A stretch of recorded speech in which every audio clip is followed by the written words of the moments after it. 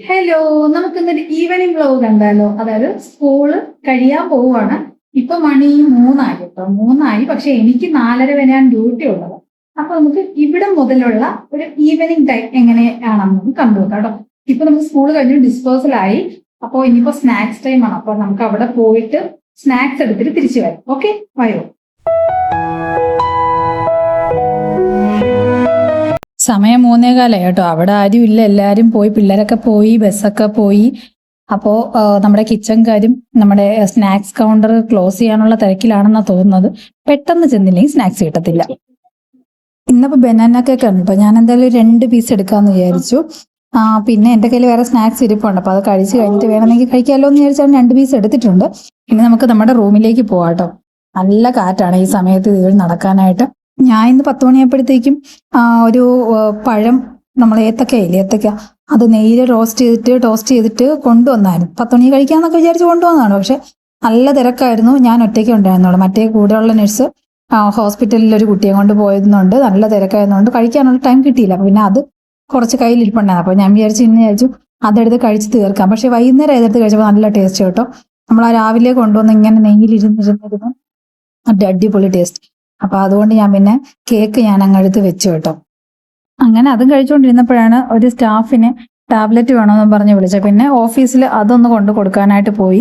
തിരിച്ചു വന്നപ്പോൾ നമ്മുടെ ചേച്ചിമാര് ക്ലീനിങ് സെക്ഷനിലായിരുന്നു. ഈ ഒരു സമയത്താണ് കേട്ടോ റൂം ക്ലീനൊക്കെ ചെയ്തിട്ടിട്ട് അവരങ്ങ് പോകും. അപ്പൊ രാവിലെ ആകുമ്പോൾ ഓക്കെ, നല്ല ഫ്രഷ് ആയിട്ട് കിടക്കും. രാവിലെ ഒന്ന് കുറച്ച് എയർ ഫ്രഷറൊക്കെ അടിക്കുവാണെങ്കിൽ നല്ല അടിപൊളി ഫ്രഷ് ആയിട്ടിരിക്കും. അപ്പോൾ അവരവരുടെ പണിയിലാണ്. സോ ഇനി നമുക്കിവിടെ വലിയ പണിയൊന്നും 4:30 വരെ ഇല്ല. സ്പോർട്സ് നടക്കുന്നുണ്ട്. അപ്പൊ ഹോസ്റ്റലിൽ എന്തെങ്കിലും ഇഞ്ചുറീസ് ഉണ്ടാവുകയാണെങ്കിൽ ചിലപ്പോൾ വിളിക്കും. ഇപ്പൊ ഹോസ്റ്റലിൽ നമുക്ക് ഒരു നഴ്സ് ഉള്ളത് കൊണ്ട് ആളെ ഹാൻഡിൽ ചെയ്യും. ഇപ്പൊ ആള് ഹോസ്പിറ്റലിലെങ്ങാനും പോകുന്ന ടൈം ആണെന്നുണ്ടെങ്കിൽ വേറെ ആരും ഇല്ലെങ്കിൽ മാത്രമേ എന്നെ വിളിക്കത്തുള്ളൂ. അപ്പൊ 4:30 വരെ നമുക്ക് ആ ഒരു ഓൺ കോൾ ഡ്യൂട്ടി പോലാണ്. കേസ് വന്നാൽ മാത്രമേ ഉള്ളൂ. അല്ലാന്നുണ്ടെങ്കിൽ വേറെ പണിയൊന്നുമില്ല. 4:30 അവിടെ ഇരിക്കുക, 11:00 ചെക്കൗട്ട് ചെയ്യുക, വീട്ടിൽ പോവാം. അപ്പൊ അതാണ് ഇന്നിനി സ്കൂളിലുള്ള നമ്മുടെ പരിപാടികൾ. അപ്പോൾ സമയം 4:30 ആയി കേട്ടോ. അപ്പോൾ നമുക്ക് പോകാനുള്ള ടൈമായി. സാധനങ്ങളൊക്കെ നമ്മൾ എടുത്തെടുത്ത് തിരിച്ച് വെച്ച് റൂമൊക്കെ ലോക്ക് ചെയ്ത് അപ്പോൾ നമ്മൾ ഇറങ്ങുവാണ്. ഇനി ഓഫീസിൽ ചെല്ലുക, അവിടെ ചെക്കൗട്ട് ചെയ്യുക, വീട്ടിൽ പോകുക. അപ്പോൾ നമുക്ക് കാറുണ്ട്. അപ്പോൾ എനിക്കിവിടെ കോരാണിയിൽ എന്നെ ഡ്രോപ്പ് ചെയ്യും. ബാക്കി സിറ്റിയിലോട്ട് പോകുന്ന വണ്ടിയാണ് കേട്ടോ. അപ്പോൾ അതുകൊണ്ട് ഞാൻ കോരാണിയിൽ ഇറങ്ങും. എന്നിട്ട് അവിടെ നിന്ന് നമുക്ക് ബസ്സുണ്ട്. അപ്പോൾ എന്നെ അവർ കോരാണിയിൽ ഇറക്കിയിട്ട് യൂട്ടേൺ എടുത്ത് അവർ തിരിച്ച് ട്രിവാൻഡ്രത്തേക്ക് പോകുന്ന വണ്ടിയാണ് കേട്ടോ. അപ്പോൾ നമ്മളവിടെ ചെന്നു. അപ്പോൾ വെയിലായതുകൊണ്ട് ഞങ്ങൾ ഓപ്പോസിറ്റ് സൈഡിലാണ് നിന്നാ കേട്ടോ. കുറച്ച് കഴിഞ്ഞപ്പോഴത്തേക്കും ബസ് വന്നു. സ്ഥിരം പോകുന്ന ബസ് ഇല്ലായിരുന്നു. അപ്പോൾ അതുകൊണ്ട് ഇച്ചിരി ലേറ്റായി.